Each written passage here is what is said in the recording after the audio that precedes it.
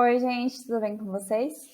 Meu nome é Beatriz, hoje a gente vai falar um pouquinho sobre a evolução e as mudanças pulmonares, que é um aspecto muito importante da anatomia comparada, não é mesmo?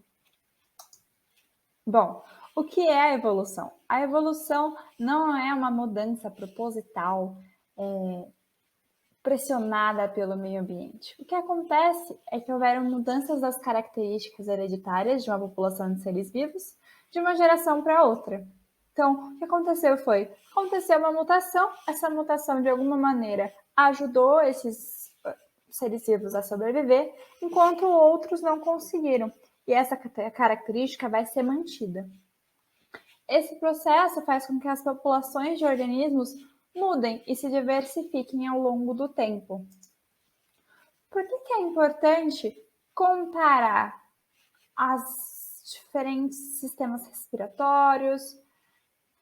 Bom, isso vai evidenciar a complexidade sucessiva, o aumento da superfície respiratória, por consequência, maior vascularização, maior troca gasosa e uma especialização sucessiva do processo de ventilação.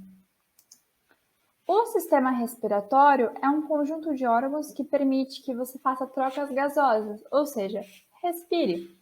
A respiração é um processo no qual ocorre a captura do gás oxigênio do ambiente, que vai se transformar em glicose, com o objetivo de produzir a energia necessária para o metabolismo. A ventilação é o ato de irrigar a superfície de troca gasosa, seja por brânquias, por pulmões, pela pele, com o meio que contém esse gás dissolvido, que pode ser a água, pode ser o ar, tá?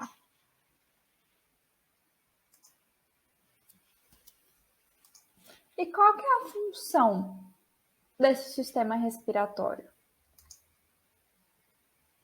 A função dele principal é a troca de oxigênio proveniente da atmosfera pelo dióxido de carbono produzidas pelas células do corpo, tá? Isso para algumas espécies.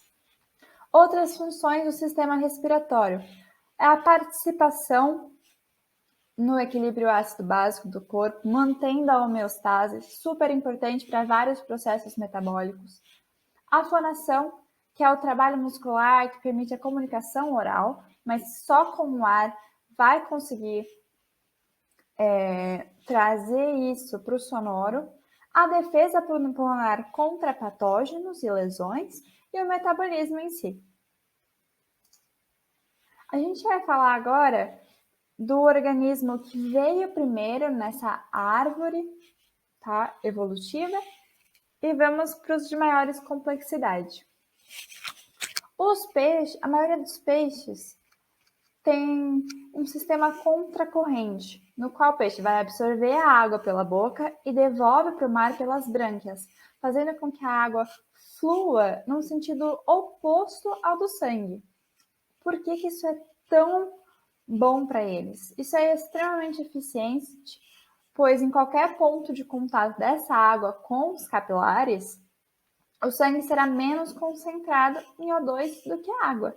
Isso faz com que ocorra a troca gasosa, mesmo que o sangue já esteja com uma concentração boa de oxigênio, saturando completamente o sangue. Então, o sangue vai estar sempre saturado, porque com essa água vindo contra a corrente ao sangue, a gente tem sempre essa troca acontecendo. O próximo grupo que nós temos são os anfíbios. Eles têm algumas diferenças, porque eles são um grupo de transição entre o meio aquático e o terrestre. Os anfíbios, como vocês sabem, possuem uma forma jovem, chamada de girino. Durante essa fase larval, são essencialmente aquáticos, possuindo uma combinação de respiração branquial e cutânea. Espécies de diversos grupos utilizam a respiração cutânea como um mecanismo auxiliar. Só tem um grupo de anfíbios que utiliza a respiração cutânea como único meio respiratório, a salamandra sem pulmão. Os adultos que passam pela metamorfose completa continuam utilizando a respiração cutânea, porém perdem as brânquias e desenvolvem pulmões, que vão sendo progressivamente utilizados à medida que se desenvolvem.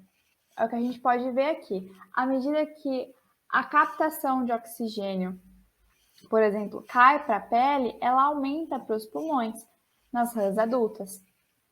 Enquanto a excreção de CO2, uma coisa muito interessante é que sempre, em todas as partes da vida, a maioria do CO2 é excretado pela pele. Sempre, independente de qualquer coisa. A gente vai ter uma mudança de brânquias, de pele para pulmões, mas nunca da pele como maior excretora de CO2.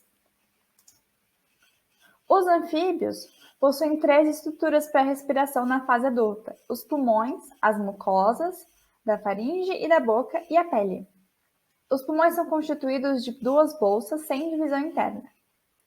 Eles respiram de boca fechada, mas é justamente assim que eles conseguem fazer pressão positiva, empurrando o ar, usando a narina e o espaço interno da cavidade oral, como vocês podem ver aqui.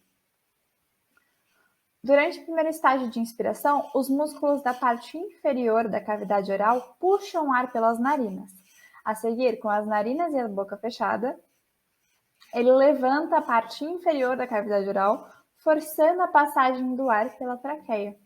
Durante a respiração, o ar é forçado para fora pelo recuo dos pulmões, que são bem elásticos, e pela compressão da parede corporal muscular, que é exatamente essa imagem que a gente tem aqui, tá, gente? Vocês podem dar uma reparada. Pausa o vídeo, dá uma olhada, tá bom?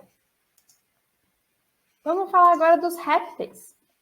Bom, os répteis realizam exclusivamente respiração pulmonar, tá?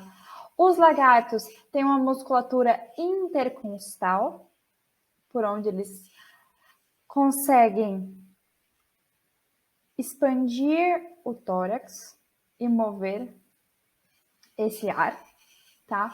Os quelônios, eles vão ter uma musculatura abdominal, que vão alterar o volume torácico, enquanto os crocodilianos têm um músculo diafragmático, que a contração e o relaxamento dele vai alterar o volume torácico.